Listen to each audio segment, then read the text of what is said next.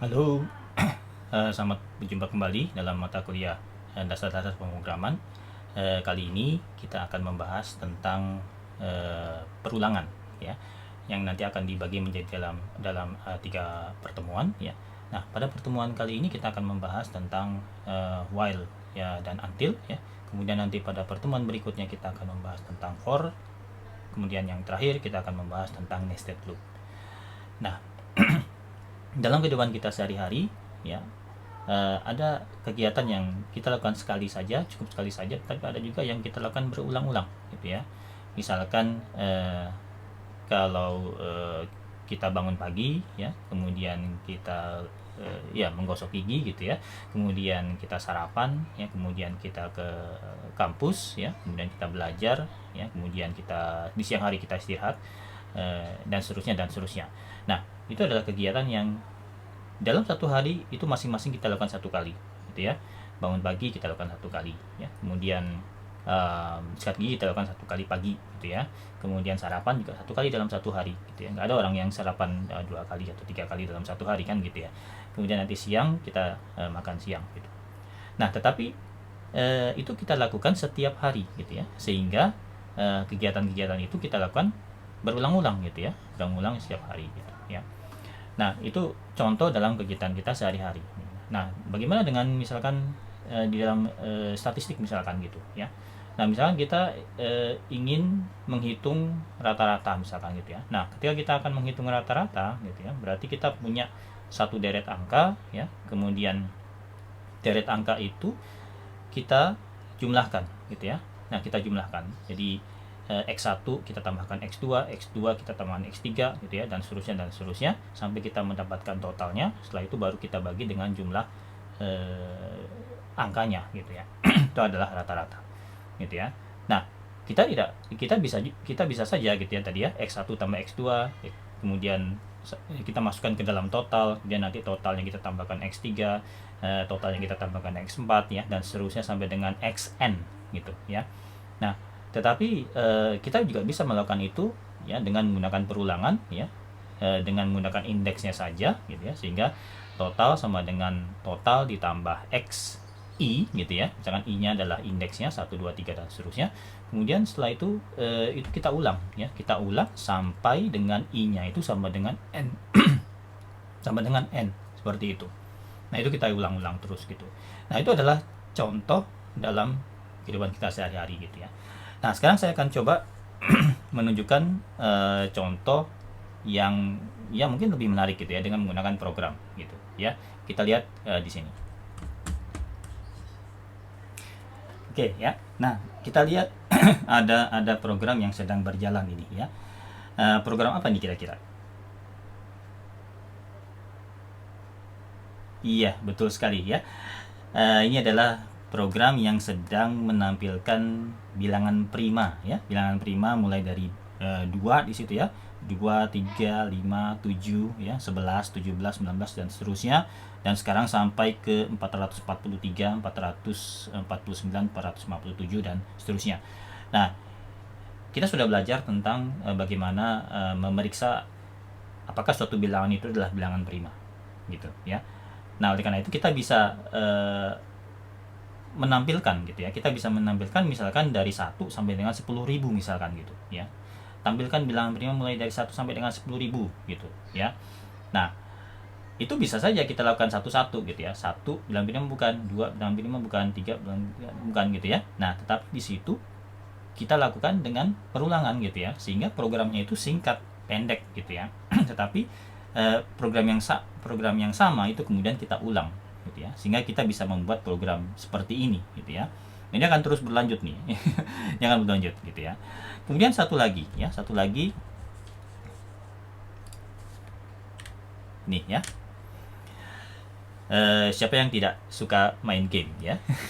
Nah, zaman dulu itu ada game namanya arcade game, ya. Arcade game itu ya semacam tembak-tembakan, gitu ya. Jadi kita zaman dulu tuh gamenya itu bentuknya meja, gitu ya. Meja, terus kita masukkan koin, kemudian kita main, gitu. Nah, dulu yang paling terkenal itu adalah ya arcade game itu menembak pesawat gitu ya. Nah, jadi pesawatnya itu random gitu jalan, kemudian kita tembak gitu ya. Nah, ini saya coba buat ya simulasi sedikit ya dengan program konsol gitu ya. Jadi di situ ada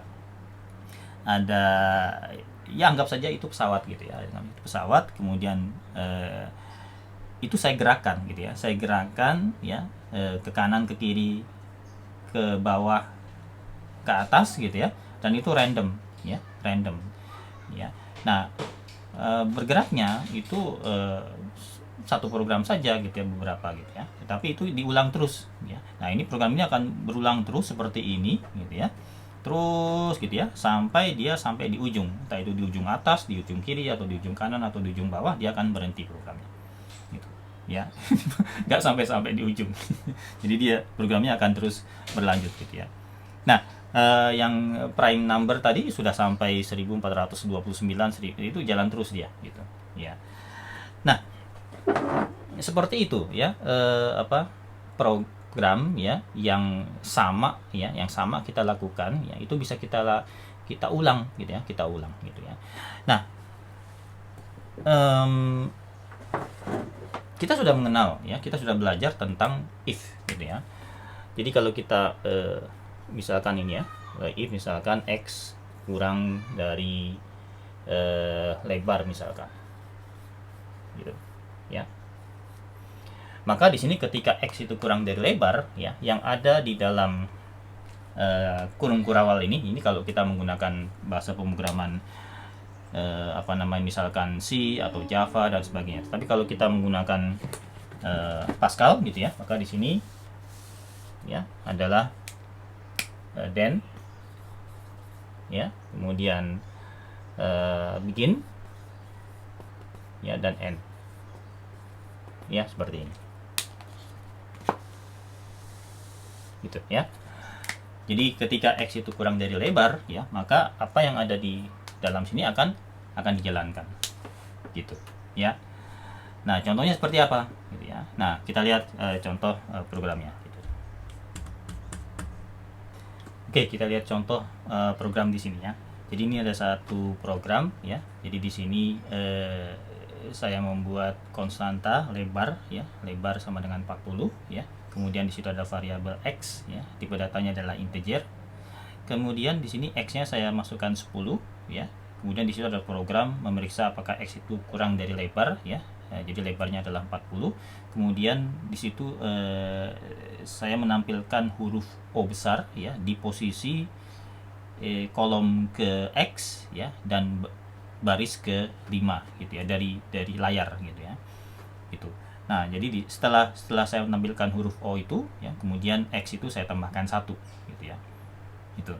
Jadi ya, if x kurang dari lebar, kemudian bikin go to x ya. Go to x itu adalah untuk menempatkan ya titik di mana kita akan menampilkan teks ya di layar gitu ya, dengan variabelnya adalah x dan y gitu ya, seperti itu.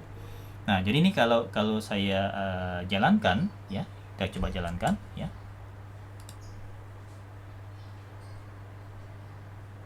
Oke, lihat di situ ya, ada huruf O besar ya, satu itu ya, di tengah-tengah. Nah, itu posisinya lebih kurang ya, dari kiri itu 10 karakter ya, kemudian dari atas 5 seperti itu. Tapi itu hanya jalan satu kali saja gitu ya, itu jalan satu kali gitu ya. Itu kalau kita menggunakan if gitu. Oke. Nah, kita kembali ke command tulis ya. Nah, itu tadi ya, jadi X kurang dari lebar, maka ini akan dijalankan gitu. Nah, bagaimana kalau misalkan apa yang ada di sini itu kita malah mau lakukan berkali-kali gitu ya. Mau kita lakukan berkali-kali, tidak hanya satu kali saja gitu ya. Jadi yang kita lakukan tadi adalah menampilkan O, kemudian X itu kita tambah 1 ya. Kemudian itu akan terus kita lakukan sampai dengan X itu, atau selama X itu kurang dari lebar gitu. Gimana caranya gitu ya.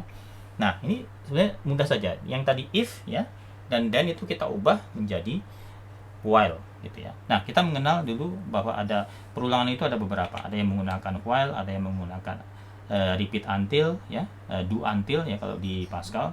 Kemudian ya ada yang menggunakan for gitu ya. Nah, di sini kita akan lihat menggunakan while dulu gitu ya. Jadi while x kurang dari lebar ya, kemudian do ya, begin end gitu ya. Nah, ini semua sama ya, yang di bagian semua sama kecuali yang di bagian if, then, while, dan do gitu ya. Itu saja yang berbeda. Nah, jadi ini kita bisa baca ya, selama x itu kurang dari lebar ya, maka apa yang ada di sini akan dijalankan gitu ya. Itu yang bisa kita baca dari program ini. Nah, kita coba merubah programnya tadi ya. Ya, kita coba rubah ya. Jadi ini adalah program aslinya ya. Kemudian di sini if akan saya ubah ya, while ya, while. Kemudian di sini then-nya saya ubah menjadi do ya, seperti ini. Hanya itu saja yang kita, jadi dua tempat itu saja yang dirubah ya. Nah, sekarang kita akan coba jalankan lagi.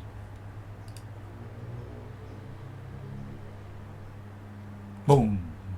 Ya, langsung di situ ada O-nya banyak sekali ya, O-nya banyak sekali. Sebanyak apa gitu ya, sebanyak X itu ya. Jadi X per awalnya adalah 10, berikutnya adalah 11, berikutnya adalah 12, berikutnya adalah 13, dan seterusnya sampai dengan 39 gitu ya, karena lebarnya adalah 40 dan ini dijalankan ya selama ya X itu kurang dari lebar gitu ya. Nah, tapi kan nggak kelihatan gitu ya. Kita kan nggak kelihatan ya, perjalanannya itu tidak kelihatan gitu. Nah, kita coba selang-seling gitu ya. Kita coba kasih jeda gitu ya. Kita coba kasih jeda. Gimana caranya gitu ya? Nah, kebetulan di dalam Pascal itu ada perintah ya untuk membuat jeda ya, yaitu dengan menggunakan delay ya, dengan menggunakan delay ya. Jadi di sini kita tuliskan delay ya. Nah, satuannya adalah milisekund atau milidetik gitu ya. Nah, kita mau mendelay berapa nih gitu ya. Nah, misalnya kita mau mendelay 500 milisekund atau setengah detik gitu ya. Jadi kita masukkan 500 seperti ini ya. Seperti ini ya. Kemudian kita coba jalankan lagi ya. Kita coba, ini kita matikan dulu, kemudian ini kita bersihkan. Oke, kita coba jalankan lagi ya, kelihatan gitu ya. Jadi semacam animasi gitu ya, 0 0 0 0 0 oh ya, bukan 0 ya, o dan seterusnya ya sampai ke ujung ya. Ini pokoknya lambat sekali jalannya karena tadi kita delaynya kita taruh 500 gitu ya. Kita taruh 500, dia jalan terus nih, baru setengah jalan. Setengah jalan kok berhenti dia. Oh, bukan berhenti, memang sudah sampai di ujung gitu ya. Jadi karena 40 dan lebarnya itu saya buat ini 80 ya. Ini saya buat 80. Jadi di sini yang kelihatan ya hanya 40 saja, separuhnya gitu ya. Oke. Nah, ini adalah pengenalan program ya dengan contohnya ya. Nah, sekarang kita akan lihat slide-nya. Oke, kita lihat penjelasannya dalam bentuk slide ya. Nah, ya ini slide awalnya ya. Kita akan membahas tentang perulangan ya dalam pertemuan ke-8, 9, dan 10 ya. Nah, untuk pertemuan ke-8 ini kita akan membahas tentang while dan repeat ya. Nah, seperti tadi sudah saya jelaskan bahwa ya komputer dapat kita beri instruksi atau perintah ya untuk melakukan sesuatu. Misalkan tadi kita menampilkan huruf O besar ya pada suatu posisi tertentu di layar ya, itu kita bisa memberikan instruksi itu. Nah, seperti halnya dalam keseharian kehidupan kita ya, di mana kita ada kegiatan yang sama yang kita ingin lakukan berkali-kali gitu ya, maka komputer juga bisa kita beri instruksi ya untuk melakukan sesuatu tersebut berulang-ulang gitu ya. Seperti tadi kita ingin menampilkan huruf O besar itu ya berulang kali ya sampai dengan suatu kondisi tertentu gitu ya. Nah, dalam komputer ya perulangan ini dikenal dengan istilah loop ya. Nah, ini sudah kita pelajari di mana ada 3 struktur dasar loop ya, yaitu while do loop ya, kemudian repeat until loop, dan for next loop ya. Nah, ketiga ini sudah kita lihat gitu ya, kami perkenalkan beserta contohnya gitu ya. Nah, tetapi kali ini kita akan membahas lebih mendalam ya bagaimana kita menggunakan while do maupun repeat until maupun for next ya dengan contoh-contoh yang ada, dan kalian bisa melakukan latihan lebih banyak lagi gitu ya. Nah, bagaimana dengan struktur dasar dari while do ini gitu ya. Nah, jadi while do ini ada 3 komponen ya. Yang pertama adalah inisialisasi dari variabel ya, di mana variabel ini nanti akan kita periksa yang menjadi penentu apakah kita akan mengulang ya instruksi yang akan kita perintah yang akan kita berikan instruksi kepada komputer atau kita berhenti gitu ya. Kemudian yang kedua adalah pemeriksaan kondisi dari variabel gitu ya. Jadi variabel itu di awal ya, sebelum kita menjalankan instruksi itu kita periksa apakah variabel itu masih memenuhi kondisi yang kita tentukan gitu. Kalau iya, maka instruksi itu akan kita jalankan gitu. Nah, instruksi ini bisa 1 atau lebih ya. Seperti tadi ada 2 instruksi. Yang pertama adalah kita menampilkan huruf O. Pertama adalah kita menentukan posisinya, kemudian yang kedua kita tampilkan huruf O, kemudian yang ketiga ya kita tambahkan X itu dengan 1 ya. Jadi ada 3 instruksi yang kita jalankan di situ gitu. Nah, ini kalau kita gambarkan dalam bentuk flowchart ya, itu seperti ini ya. Pertama ada inisialisasi ya, kemudian kita periksa apakah variabel itu benar atau tidak ya. Kalau benar maka instruksi itu akan dijalankan, kemudian dia akan kembali lagi ke bagian pemeriksaan, kemudian diperiksa lagi ya apakah kondisinya masih benar gitu ya. Nah, kalau masih benar dia akan berulang lagi menjalankan instruksi itu dan seterusnya sampai dengan kondisi itu salah, baru dia keluar dari loop gitu ya. Jadi pada prinsipnya perulangan itu harus ada akhirnya gitu ya. Jangan sampai perulangan itu kemudian dia berulang terus tanpa ada akhirnya gitu ya gitu. Nah, harus ada kondisi di mana kita keluar dari loop itu ya. Kalau tadi kondisinya adalah ketika X itu atau kita menjalankan instruksi itu selama X itu kurang dari loop. Artinya kalau X itu sudah sama dengan atau lebih besar dari lebar ya, maka dia akan berhenti gitu ya. Jadi kondisi untuk berhentinya adalah ketika X itu sama dengan atau lebih besar daripada lebar gitu ya. Kondisi untuk menjalankan instruksi adalah selama X itu kurang dari lebar gitu ya. Apakah ada kondisi lain yang bisa kita kita perintahkan kepada komputer untuk keluar dari loop ya? Keluar dari loop ada ya, yaitu dengan paksa ya. Keluar dengan paksa dengan menggunakan perintah break ya, dengan menggunakan perintah break. Walaupun ini sebetulnya tidak disarankan gitu ya, tetapi kita bisa keluar dari loop dengan perintah break ini ya. Kita akan lihat contohnya. Oke, kita lihat lagi program ini ya, di mana kita menampilkan huruf O besar itu pada posisi yang kita tentukan berulang kali sampai dengan X itu selama X itu kurang dari lebar atau sampai dengan X itu sama dengan lebar atau lebih gitu. Nah, misalkan di sini ya ada kondisi di mana kita harus keluar dari loop itu secara paksa gitu ya. Misalkan walaupun ini contoh yang kurang bagus gitu ya. Misalkan setelah kita menampilkan huruf O itu ya, ketika ya, X itu sudah mencapai 20 misalkan ya, atau 30 saja, 30 gitu ya. Kalau X itu sudah sama dengan 30 ya, kita keluar gitu ya, kita keluar. Jadi kita belum sampai ke 40 kita sudah keluar gitu. Kita coba lihat ya bagaimana.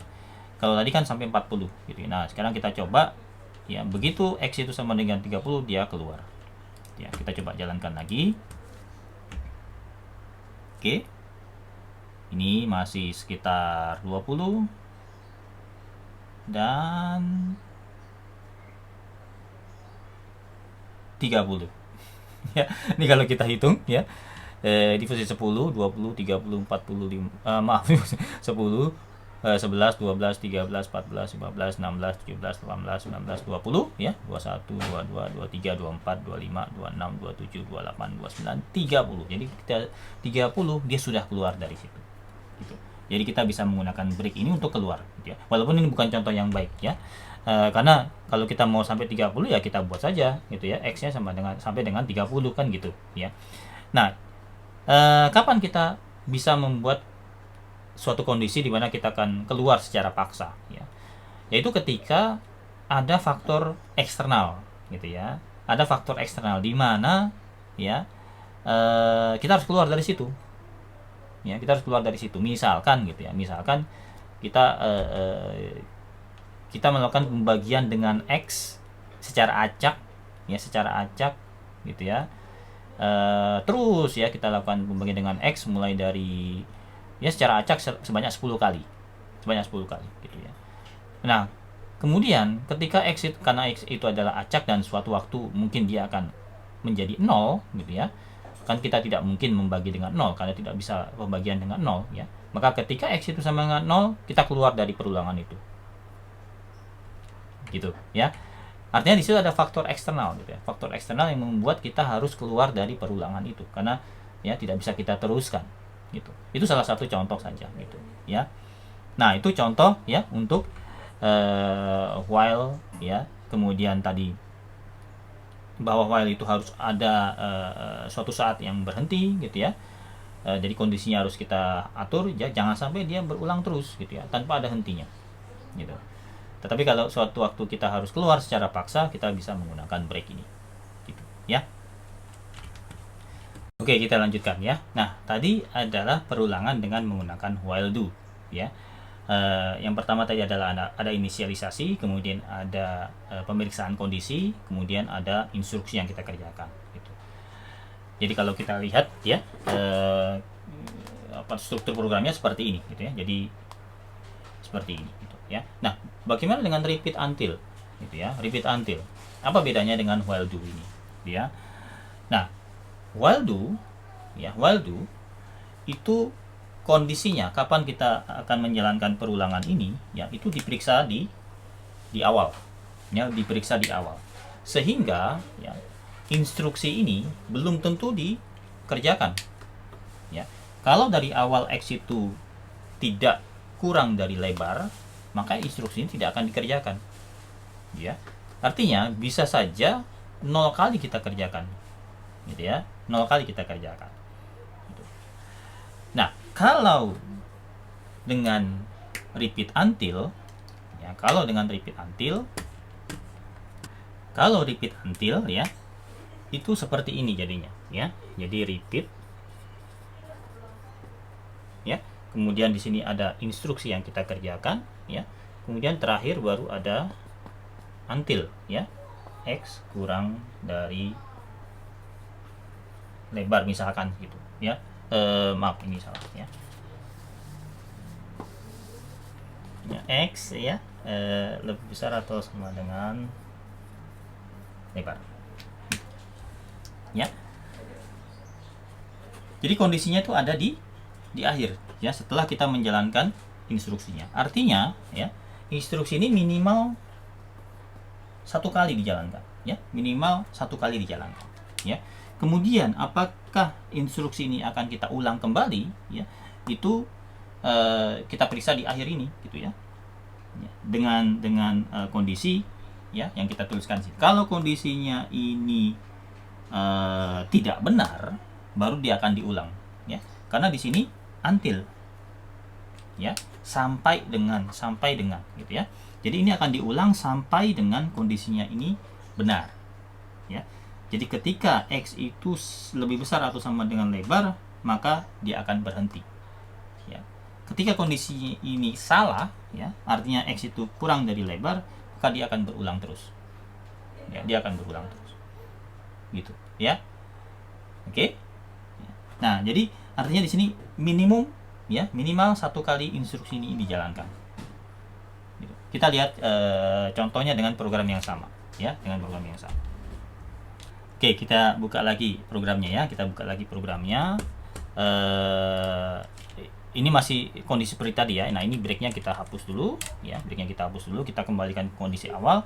Jadi program ini akan berjalan ya, X awalnya adalah 10 ya, kemudian ini akan berjalan ya selama X itu kurang dari lebar ya. Nah, ini kita ubah menjadi repeat until gitu ya. Nah, yang while do ini ya, walaupun kita ketahui bahwa X itu adalah sama dengan 10 ya, sehingga pasti ini akan dijalankan, tetapi dalam perjalanan program itu dijalankan ya, bisa saja X itu tidak sama dengan 10 gitu ya, bisa saja X itu tidak kurang dari tidak kurang dari lebar gitu ya. Maka yang bagian instruksi ini belum tentu dijalankan gitu ya, belum tentu dijalankan.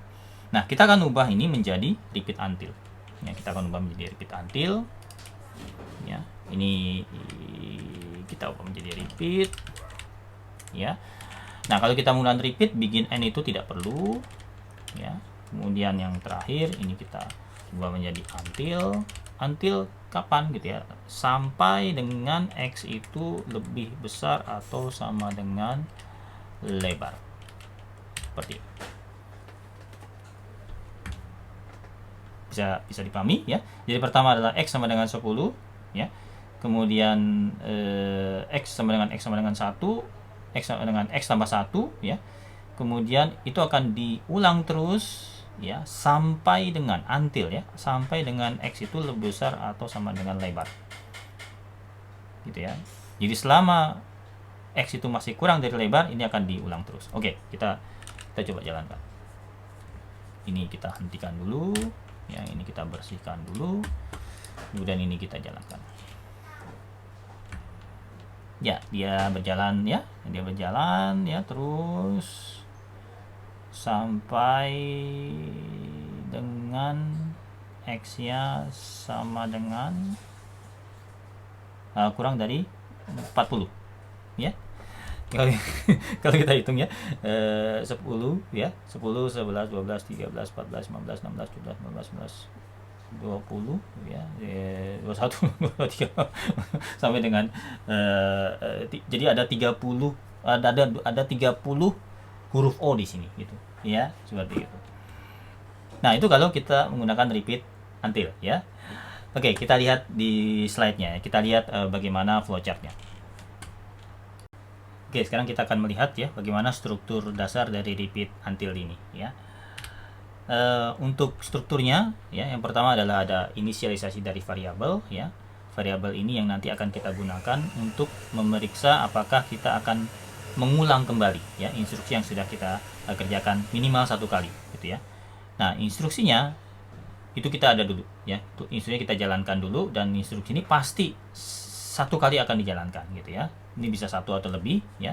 Kemudian setelah itu baru ada pemeriksaan kondisi dari variabel yang mungkin berubah ya selama instruksi itu dijalankan gitu ya.